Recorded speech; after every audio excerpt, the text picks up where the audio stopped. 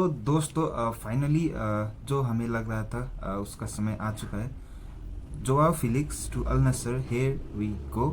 Al Nassr will pay 55 million. पहले तो वो 30 मिलियन देंगे, बाद में एड ऑन्स वगैरह करके it's total 55 million deal guys. तो ये तो हो गए जोआओ फिलिक्स टू अल नस्सर की बात। एंड फिलिक्स के साथ ऐसा क्या बुरा हो गया, बस मैं उसमें बात करना चाहूँगा guys. And why being the world most best wonder kid at that time, क्यों मतलब वहाँ से जब तब से उनके करियर में सिर्फ डाउन ट्रेंड ही आए हैं। एंड कोई भी उनके साथ अच्छा नहीं हुआ, which is really unfortunate as a football fan. देखिए अभी अगर आप जाकर चेल्सी फैंस से पूछेंगे इस डील के बारे में, तो मोस्ट प्रोबेबली सभी 99% सभी खुश होंगे।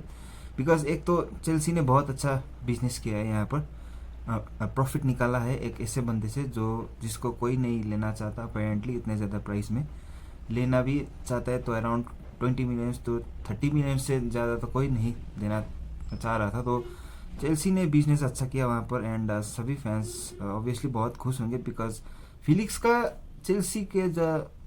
चेल्सी ने जो फिलिक्स को साइन किया था गाइज, बिल्कुल अननेसेसरी साइनिंग था। वो तो कहना ही पड़ेगा, we have to be honest.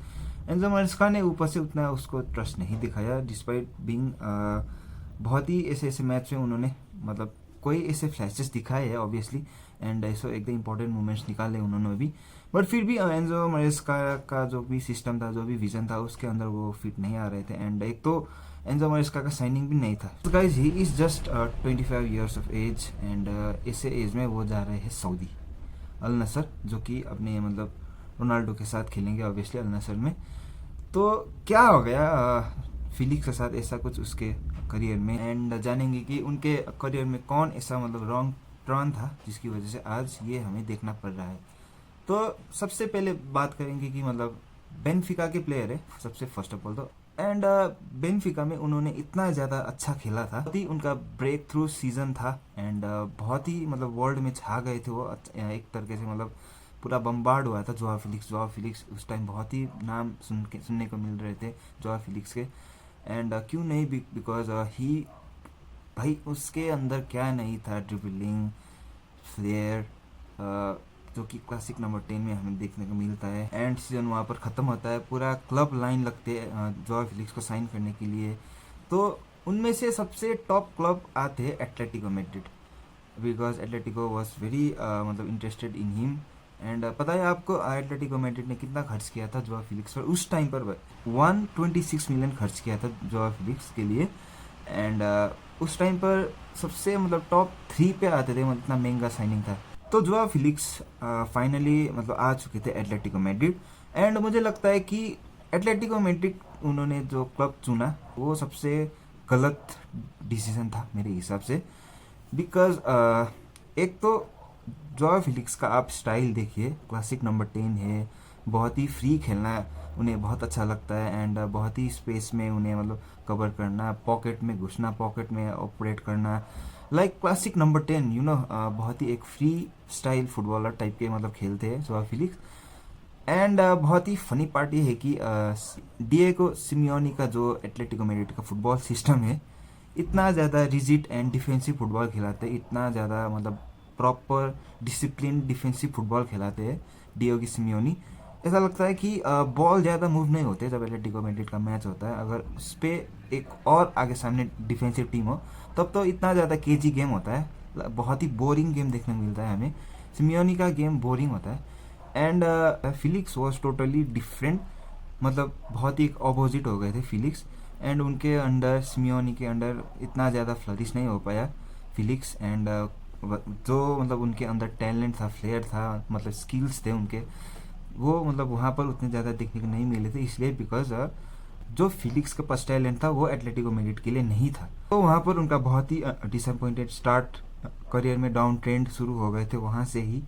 And जब वो 2023 में चेल्सी आए थे लोन में, तब भी जो उनका टैलेंट था वो हमें मतलब फुल पोटेंशियल पे नहीं दिखा। ऑब्वियसली हमने बहुत फ्लैशेस देखे, उनसे मोमेंट्स देखे जहाँ पर हमें लगता है कि बहुत अच्छा प्लेयर है यार, ये तो मतलब मैच जीता सकता है, एक विनिंग प्लेयर है, मतलब ऐसा लगता था हमें जब वो खेलते थे। बट चेल्सी के मतलब जो भी प्रोजेक्ट था उनके मतलब उसके अंडर फिलिक्स फिट नहीं आ रहे थे। तो सीज़न ख़त्म होने के बाद फिलिक्स को वापस भेजते हैं Atletico Madrid. And as such हमारा उस टाइम सीज़न बहुत अच्छा नहीं गया था, जहाँ पर हमने 12th फिनिश किया था, राइट, मैं भूल गया थोड़ा सा, सॉरी, 12th फिनिश किया था हमने।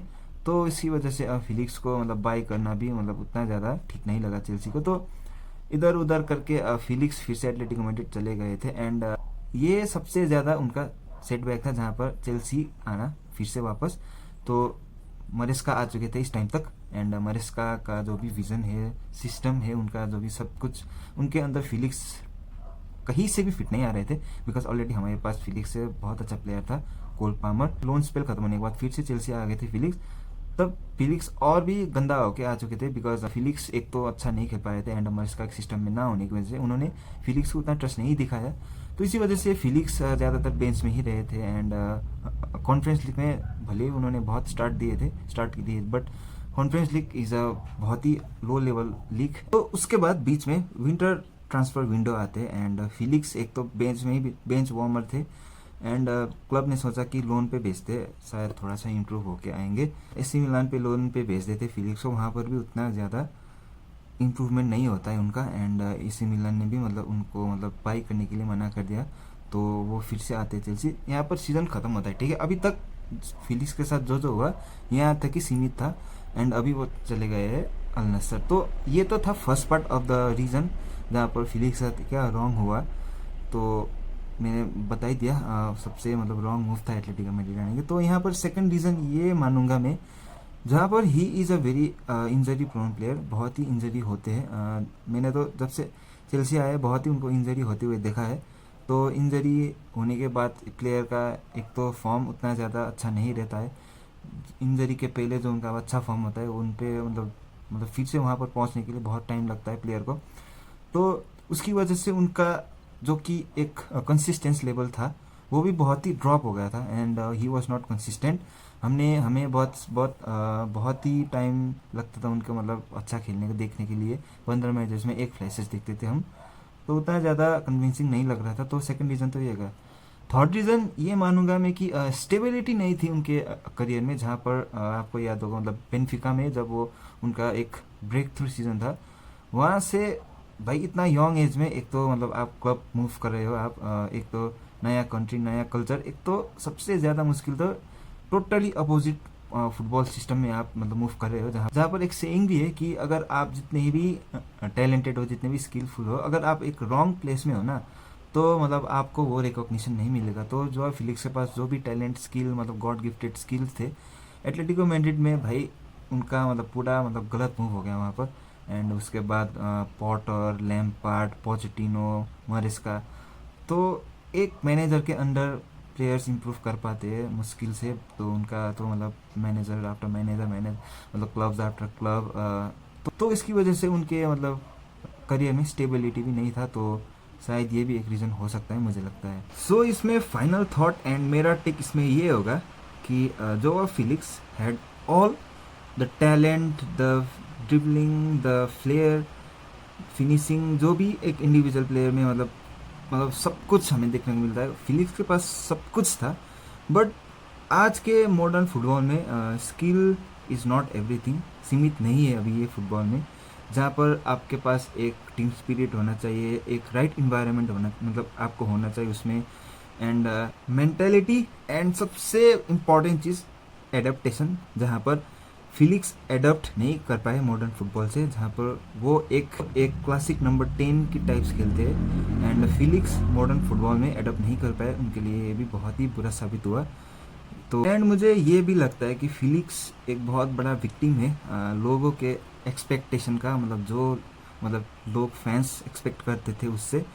एंड सबसे बड़ा रीज़न तो मैंने वीडियो के सबसे फर्स्ट रीज़न में बोल ही दिया कि उनके करियर में सबसे गलत टर्न जो था एटलेटिको मैड्रिड पे जाना, तो ये रीज़न मुझे लगता है कि सबसे उनके लिए एक गलत साबित हुआ उनके करियर में, जिसकी वजह से आज फिलिक्स के साथ बहुत ही जो हो रहा है हमें वो देखने को मिला है। तो guys what's your thought on Felix to Al Nassr, here we go हो चुका है गाइज, एंड मेरा थॉट्स तो आपने जान ही लिया। Please let me know your thought also in the comment section, and बहुत अच्छा लगेगा मुझे।